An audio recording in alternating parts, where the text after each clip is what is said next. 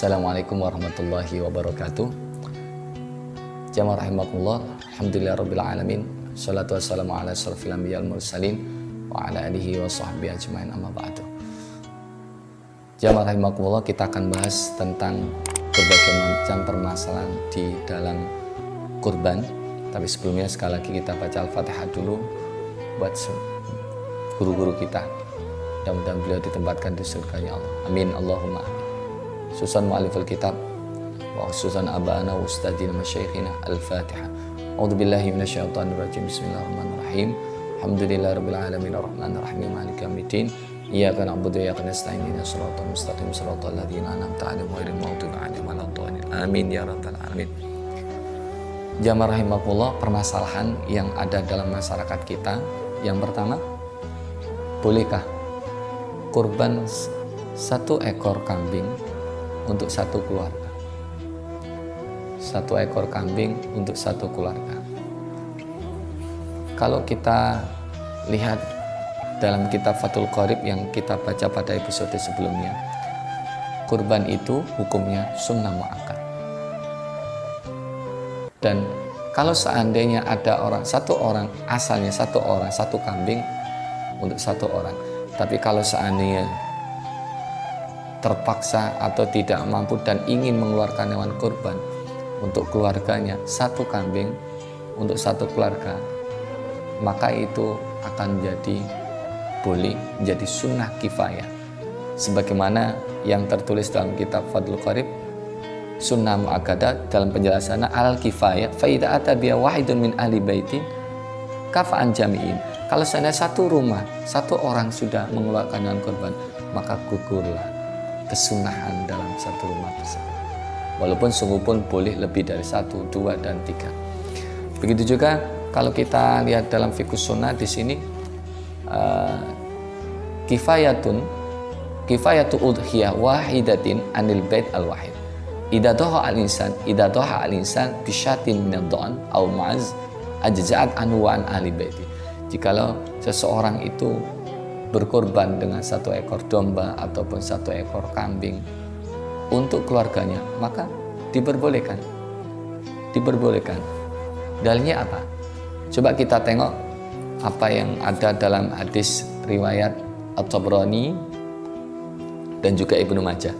An Atha bin Yasar qala sa'altu Aba Ayyub Al-Ansari kaifa kanatid dhuhaya fikum ala ahdi Rasulillah sallallahu alaihi wasallam.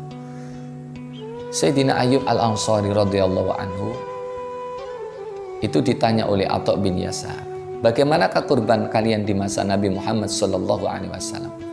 Lantas beliau Abu Ayyub Al-Ansari menjawab, qala kana ar-rajulu fi ahdin Nabi sallallahu alaihi wasallam, seseorang di masa Nabi Muhammad sallallahu alaihi wasallam yudhi bisyati, menyembelih satu ekor kambing, anhu untuk dirinya, wa an ahli baiti dan untuk keluarganya.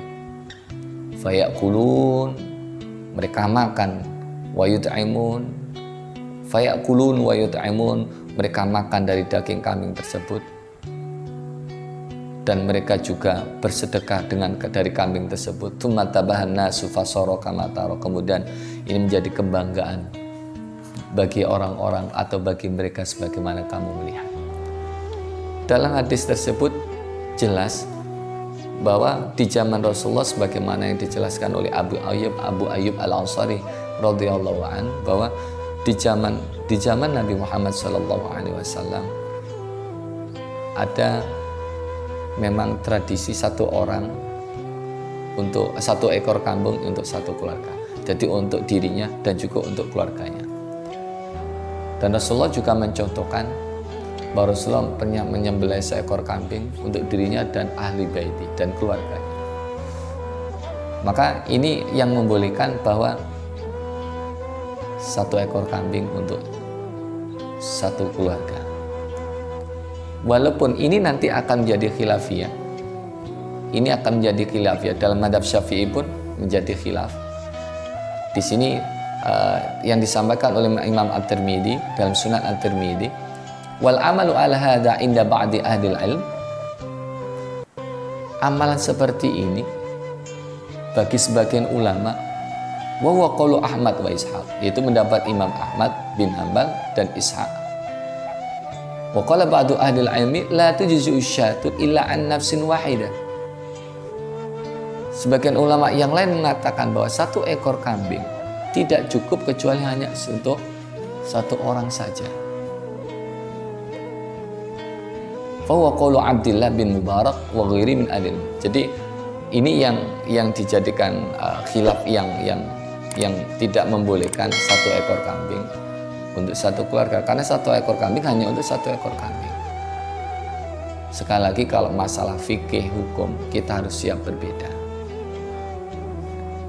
Yang satu membolehkan dengan dasarnya hadis dari Sayyidina Ayyub Al-Ansari radhiyallahu anhu, yang satunya ini dari keterangan dari Imam At-Tirmidzi tidak membolehkan.